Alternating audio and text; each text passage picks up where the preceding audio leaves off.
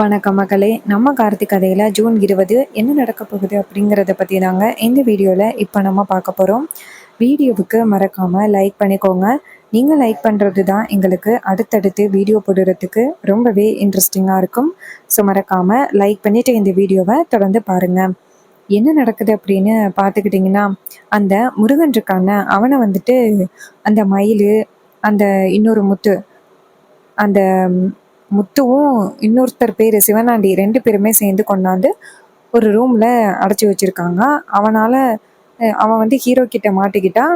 அவன் வந்து போயிட்டு ஈஸ்வரிக்கிட்ட அந்த மருதுவை பற்றின உண்மையை சொல்லிடுவான். இதனால் கல்யாணம் நின்று போயிடும் அப்படின்ட்டு அந்த முருகனை கொண்டு போய் ரூமில் அடைச்சி வச்சுருக்காங்க.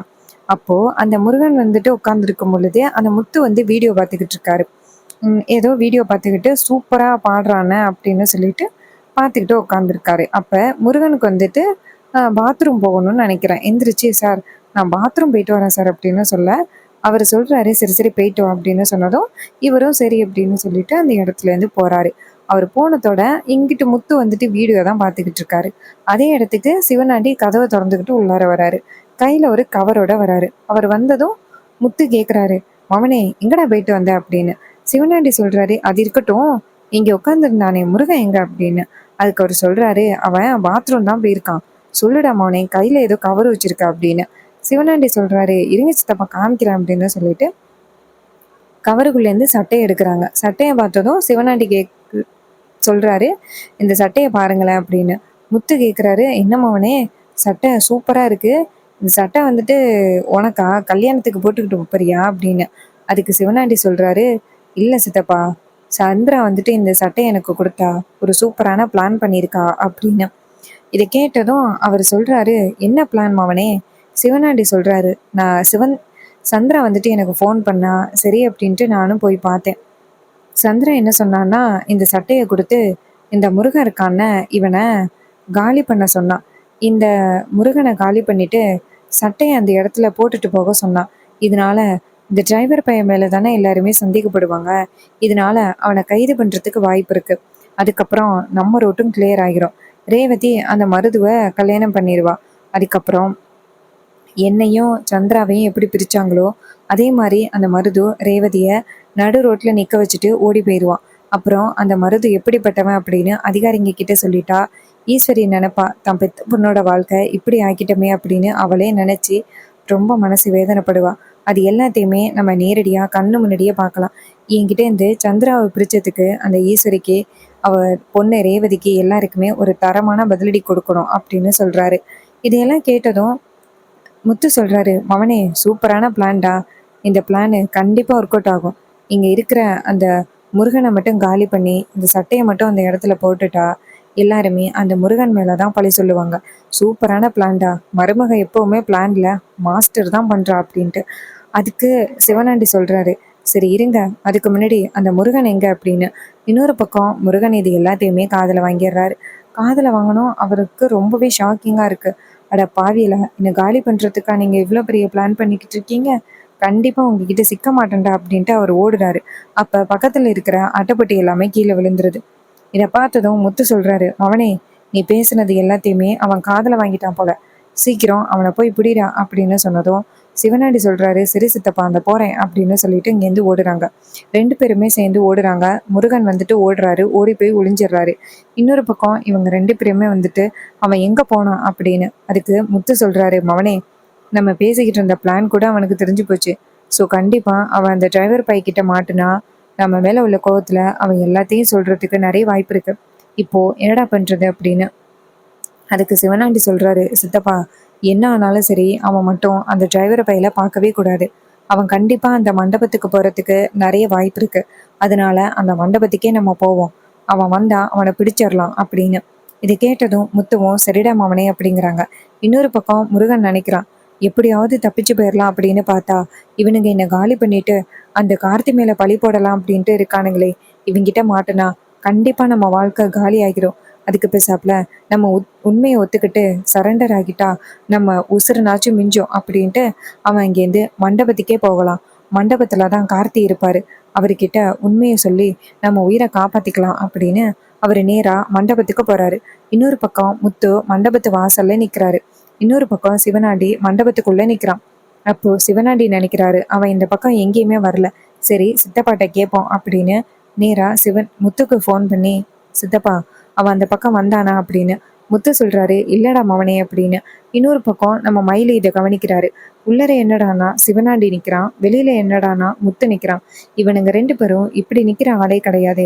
கண்டிப்பா இதுக்கு பின்னாடி ஏதோ ஒரு காரணம் இருக்கு. சகலைக்கிட்ட இந்த விஷயத்த போய் சொல்லணும் அப்படின்னு மயிலு நினைக்கிறாரு. மயிலு நேரா ஹீரோவை போய் பார்க்குறாரு. அப்போ ஹீரோ கேட்குறாரு, ஏங்க என்னாச்சு, ஏதாவது முக்கியமான விஷயமா, ஏன் அவசர அவசரமா என்னை வந்து பார்க்குறீங்க அப்படின்னு கேட்குறாங்க. அதுக்கு மயிலு சொல்றாரு, சகல என்னன்னு தெரியல, நானும் ரொம்ப நேரமா பார்க்குறேன். சிவனாண்டி மண்டபத்துக்குள்ளேயே தெரிஞ்சுக்கிட்டு இருக்கான். அந்த முத்து மண்டபத்துக்கு வெளியில நிற்கிறான். எனக்கு என்னமோ இதுக்கு பின்னாடி ஏதோ ஒரு காரணம் இருக்கும் அப்படின்னு தோணுது. அவனுங்க இந்த இடத்துக்கு வந்தானுங்கன்னா ரொம்ப ஹாப்பியா இருப்பானுங்க. ஏன்னா ரேவதிக்கும் மருதுக்கும் கல்யாணம் ஆக போகுது.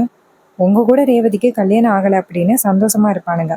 ஆனா அதுக்கு மாறா அவனுங்க 2 பேர் மூஞ்சிலையும் பதட்டம் தெரியுது. ஏதோ ஒரு விஷயத்துக்காக அவனுங்க பயப்படுறானுங்க. அவனுங்க ஏதாவது ஒரு விஷயத்துக்கு பயப்பட்டா அது கண்டிப்பா அது நமக்கு சாதகமான விஷயம். சகல ஏதோ ஒரு விஷயம் இருக்கு. யாரோ இந்த மண்டபத்துக்கு வர போறாங்க. அவங்க எங்க இருக்காங்க அப்படிங்கறத தேடுறதுக்காக சிவனாண்டியும், அவனை மண்டபத்துக்குள்ள விடக்கூடாது அப்படிங்கிறதுக்காக முத்துவும் வெளியில நின்றுகிட்டு இருக்கான். சகல நம்ம என்ன அப்படின்னு உண்மையை கண்டுபிடிச்சே ஆகணும். அப்ப ஹீரோ சொல்றாரு, சரி ஓகே நான் பாத்துக்கிறேன் அப்படின்னு சொல்லிட்டு மயிலுக்கிட்ட அந்த சிவனாண்டி வேற யாருக்கிட்டையாவது பேசுறானா அப்படின்னு நீங்க பாத்துக்கிடுங்க.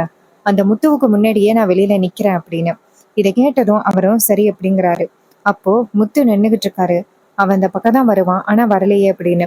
இன்னொரு பக்கம் அந்த முருகன் வந்துட்டு காரு கிட்ட வந்து நிக்கிறாரு. முத்து நிக்கிறத பார்த்துட்டு ஷாக் ஆகுறாரு.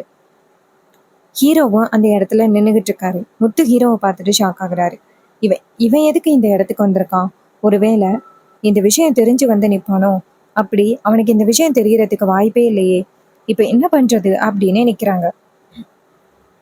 ஹீரோ என்ன பண்றாருன்னா, அந்த இடத்துல நின்றுக்கிட்டு இருக்கும் பொழுது அந்த முருகன் பக்கத்துல இருக்கிற ஒரு ஆளுகிட்ட, இங்க பாருங்க சார், இது மாதிரி அந்த அந்த சார் கிட்ட இது மாதிரி முருகன் அப்படிங்கிற ஒருத்தர் கூப்பிடுறாரு, வண்டிகிட்ட நின்றுகிட்டு இருக்காரு அப்படின்னு மட்டும் இந்த இன்ஃபர்மேஷனை சொல்லுங்க அப்படின்னு. அவர் கேட்குறாரு, ஏன் சார் நீங்க போய் சொல்லக்கூடாது அப்படின்னு. அதுக்கு இந்த பையன் சொல்றான், இல்லை சார் அங்க வந்துட்டு நிறைய பேர் நிக்கிறாங்க, எனக்கு கொஞ்சம் ஒரு பிரச்சனை, நீங்க போய் சொல்லுங்களேன் அப்படின்னு. உடனே அவரும் சரி அப்படின்ட்டு நேரா ஹீரோ கிட்ட போயிட்டு, சார் அந்த வண்டிக்கு பக்கத்துல முருகன் அப்படிங்கிற ஒருத்தர் நிக்கிறாரு, உங்களை சந்திக்கணும் அப்படின்ட்டு வந்து நிக்கிறாரு. ஹீரோ சொல்றாரு, அப்படியா சரி அப்படின்ட்டு. அப்ப ஹீரோ நினைக்கிறாரு, அந்த முருகன் வந்துட்டு அந்த மருதுவுக்கு தொடர்புல உள்ள ஆளாச்சே, சரி போய் பார்ப்போம் அப்படின்ட்டு இங்கேருந்து போறாங்க. போயிட்டு நேரா முருகனை பார்க்குறாங்க. முருகனை பார்த்ததும் ஹீரோ முருகனோட சட்டையை பிடிக்க, முருகன் சொல்றாரு, சார் சார் நான் உங்களுக்கு உதவி பண்றதுக்காக தான் சார் வந்திருக்கேன் அப்படின்னு. அப்ப ஹீரோ சொல்றாரு, இங்க பாரு, எங்க நீ போன, எதுக்குடா தப்பிச்சு ஓடுன, எங்கடா இருந்த இத்தனை நாளும் அப்படின்னா. அதுக்கு அவர் சொல்றாரு, சார் சிவனாண்டிய முத்துதாசர் என்னை பிடிச்சு கொண்டு போய் வச்சிருந்தாங்க. ஆனா கடைசி நேரத்துல என்னை காலி பண்ணிட்டு உங்க மேல பழி போடணும் அப்படிங்கிறதுக்காக பிளான் பண்ணாங்க சார். அந்த விஷயம் நான் தெரிஞ்சுக்கிட்டு எப்படியோ நான் தப்பிச்சு வந்துட்டேன் சார். நான் உண்மையை சொல்றேன் சார், தயவு செஞ்சு என் உயிரை மட்டும் காப்பாத்துங்க சார் அப்படின்னு.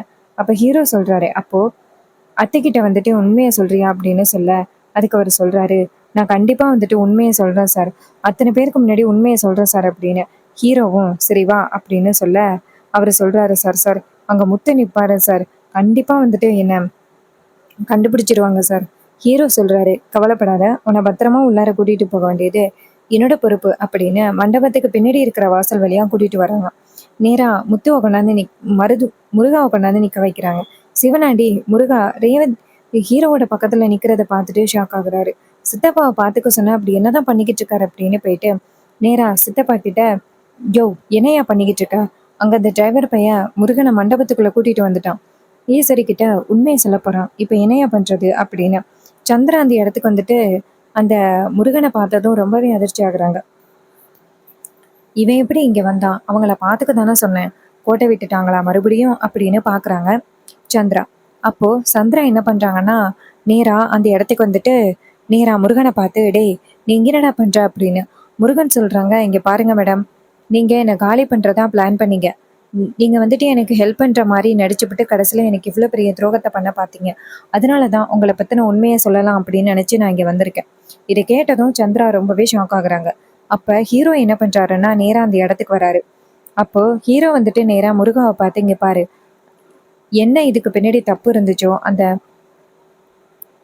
மருது மேல என்ன தப்பு இருக்கோ அது எல்லாத்தையுமே நீ சொல்லு அப்படின்ட்டு. இத கேட்டதும் அவரும் சரி அப்படின்ட்டு இங்கேருந்து போறாரு. ஈஸ்வரி நின்னுட்டுருக்காங்க. ஹீரோ நேரா அவங்கள பார்த்தீங்க பாருங்க.